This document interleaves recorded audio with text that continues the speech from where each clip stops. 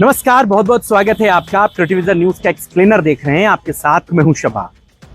2027 के चुनावों में समाजवादी पार्टी यानी कि अखिलेश यादव 2024 का वो फॉर्मूला दोबारा से एग्जीक्यूट करने जा रहे हैं जिसकी बदौलत उनको बड़ी सफलता भी हाथ लगी, एक बड़ा एक्सपीरियंस भी उन्हें हाथ लगा। इसके साथ ही साथ उन्हें यह बात समझ में आई कि दलित वोट बैंक में किस तरह बड़ी सेंधमारी की जा सकती। जी, उत्तर प्रदेश में तकरीबन 18% दलित आबादी है। बहन जी के बहुजन समाज पार्टी के विधानसभा और लोकसभा चुनाव में लगातार कमजोर होने के बाद यह दलित वोट बैंक कमोबेश 2017 में बीजेपी के साथ, 2022 में बीजेपी के साथ और 2024 में समाजवादी पार्टी के साथ नजर आया। इसकी बदौलत अखिलेश यादव को उत्तर प्रदेश में लोकसभा के बड़ी तादाद में अपने सांसदों को जिताने में सफलता हाथ लगी। अखिलेश यादव का 2024 का यह फॉर्मूला उनके लिए बड़ा किफायती भी साबित। फॉर्मूला क्या है, अब यह भी आप समझिए। फॉर्मूला है सामान्य सीट पर दलित या पिछड़े प्रत्याशियों को चुनावी मैदान में उतारना। जी हां, 2024 के लोकसभा चुनाव में अखिलेश यादव ने 2 सामान्य सीटों पर दलित और पिछड़े प्रत्याशियों को चुनावी मैदान में उतारा।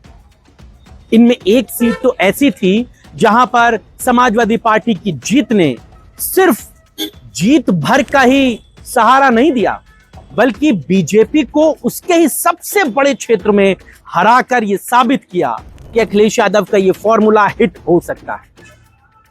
2024 के लोकसभा चुनाव में अयोध्या लोकसभा सीट यानी कि फैजाबाद लोकसभा सीट और मेरठ लोकसभा सीट, ये 2 सीटें ऐसी थीं जहां पर समाजवादी पार्टी ने दलित और कमोबेश पिछड़े प्रत्याशी को चुनावी मैदान में उतारा। मेरठ से सुनीता वर्मा समाजवादी पार्टी की प्रत्याशी के तौर पर अरुण गोविल के खिलाफ चुनावी मैदान में थी। अरुण गोविल जो बीजेपी के प्रत्याशी थे। तो अयोध्या में अवधेश प्रसाद समाजवादी पार्टी के दलित प्रत्याशी सामान्य सीट पर चुनावी मैदान में ताल ठोक गए। अयोध्या में समाजवादी पार्टी को अवधेश प्रसाद ने जो जीत दिलाई, उससे अखिलेश यादव की नजरों में अवधेश प्रसाद उनके सिर का ताज बन गए। अखिलेश यादव लोकसभा के हर सेशन में अवधेश प्रसाद को अपने पास बिठाते थे। लोकसभा में पत्रकारों की बातचीत में अवधेश प्रसाद उनके साथ नजर आते थे। यानी कि अखिलेश यादव ने ये बात साफ तौर से समझ ली थी कि एक सामान्य सीट पर एक दलित प्रत्याशी का चुनाव जीतना उनके लिए कितना बड़ा फायदे का सौदा साबित हो सकता है। और ठीक इसी तरह मेरठ में भी सुनीता वर्मा अरुण गोविल से चुनाव भले न जीत पाई हो, लेकिन उन्होंने भी ये बात साफ की कि अगर सामान्य सीट पर किसी दलित प्रत्याशी को चुनाव मैदान में उतारा जाता है या किसी पिछड़े को चुनावी मैदान में टिकट दिया जाता है तो ये बड़ा फायदे का सौदा है और बड़े इसके दूरगामी परिणाम। और इसीलिए अखिलेश यादव ने इस बार 27 के विधानसभा चुनाव में लगभग उत्तर प्रदेश की 100 सामान्य सीटों पर दलित और पिछड़ों को टिकट देने का मन बनाया। समाजवादी पार्टी के इंटरनल सोर्सेज ये बताते हैं कि अखिलेश यादव ने यह तय किया है कि 2024 के उस फॉर्मूले को वो 2027 में भी दोबारा से एग्जीक्यूट करेंगे। 100 सीटों का चिन्हीकरण भी कर लिया गया। अखिलेश यादव इसके जरिए दलित समाज को खासतौर से एक बड़ा संदेश देना चाहते हैं। वो ये बताना चाहते हैं कि सिर्फ रिजर्व सीटों पर ही नहीं, बल्कि हम सामान्य सीटों पर भी दलित प्रत्याशियों को मौका देंगे। उत्तर प्रदेश में लगभग 80 के आसपास जो रिजर्व सीटें हैं, यानी कि जो दलित बाहुल्य सीटें हैं जिनको दलितों के लिए रिजर्व किया गया है, उनके अलावा अनुसूचित जनजाति के लिए भी कई सीटें रिजर्व हैं।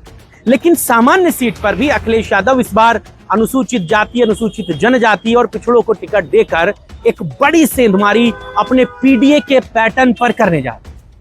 यह बात उत्तर प्रदेश में बड़ी दिलचस्प और बड़ी रोचक। अब अखिलेश यादव का यह फॉर्मूला 100 सीटों पर कितना हिट साबित होगा, ये तो समय बताएगा। अखिलेश यादव किन 100 सीटों पर दलित और पिछड़ों को टिकट देते हैं, इसके लिए तो थोड़ा सा इंतजार करना होगा।